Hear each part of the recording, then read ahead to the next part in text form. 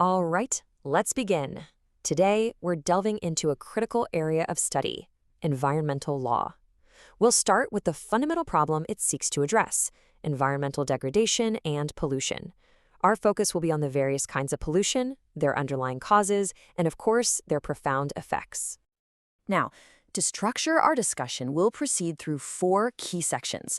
First, we'll establish the foundational legal definitions. Then, we'll move on to the principles and causes of pollution itself. After that, we'll analyze some landmark judicial interventions. And finally, we'll trace the entire legal correction process from start to finish.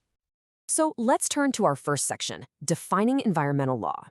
Here, we'll lay the groundwork by looking at foundational concepts and the specific statutory language that forms the bedrock of this entire legal field. Let's start with the basics. What do we actually mean by degradation and pollution? Well, at its very core, to pollute simply means to make something unhealthily impure. Now, of course, nature has its own cycles, but it's human intervention that has given rise to what we legally call environmental pollution, which in turn leads to environmental degradation. And that's a state where an area becomes unsuitable for living organisms. This really brings us back to a fundamental ethic. The earth does not belong to man. Man belongs to the earth. Now, turning to the law itself. Legally speaking, the Environment Protection Act of 1986 provides our primary statutory framework. Let's examine the key definitions, and you must know these precisely. Section 2A defines environment as including water, air, and land, and the interrelationship which exists among them and human beings, other living creatures, plants, and property. Section 2B defines an environmental pollutant as any solid, liquid, or gaseous substance present in such concentration as may be or tend to be injurious to the environment. Following from that, Section 2C defines environmental pollution as the presence in the environment of any environmental pollutant. And finally, and this one is critical, Section 2E defines a hazardous substance as any substance which, by reason of its chemical properties, is liable to cause harm to human beings, other living creatures, plants, or the environment. Okay, beyond the Umbrella Act, other specific statutes further refine these definitions. Let's look at 2. First, the Air Act of 1981. Under Section 2A, it defines an air pollutant and, very importantly, explicitly includes noise within that definition.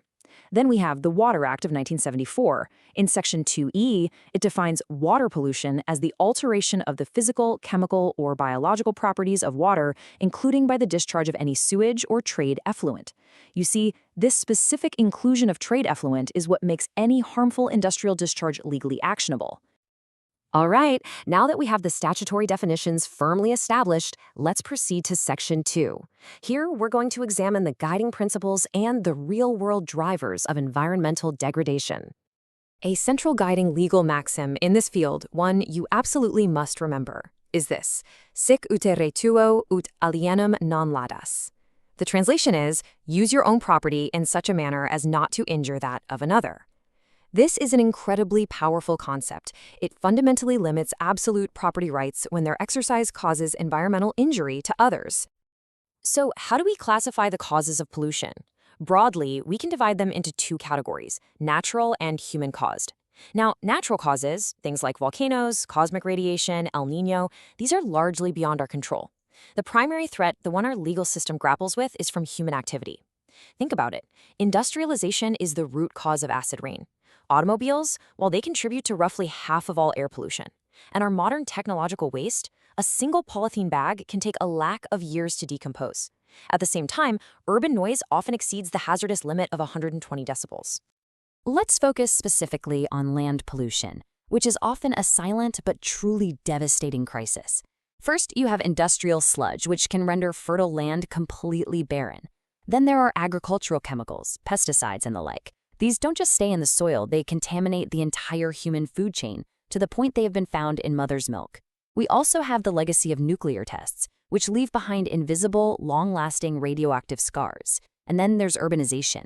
As our cities expand into concrete jungles, they seal the ground, preventing rainwater from replenishing the subsoil. And finally, massive infrastructure like dams and heavy projects can submerge entire forests, destroying those ecosystems forever. So, given these profound causes of pollution, the next logical question is, how has the judiciary intervened to address this ecological imbalance? And that brings us to Section 3, where we will analyze landmark judicial interventions that have truly shaped this area of law. The first landmark case we will examine is Shri Satchidanand Pandey versus State of West Bengal, cited as AIR 1987 Supreme Court 1109. Pay close attention here, as this case really gets to the heart of the fundamental conflict between development and nature. Let's analyze the case systematically. The facts of the case concerned the impact of unchecked urbanization on humanity. The core legal issue before the court was the deteriorating environmental balance resulting from this over-exploitation. The ratio decidendi, that is, the court's essential legal reasoning, was that so-called progress has led to an endless and damaging encroachment on nature. And the decision?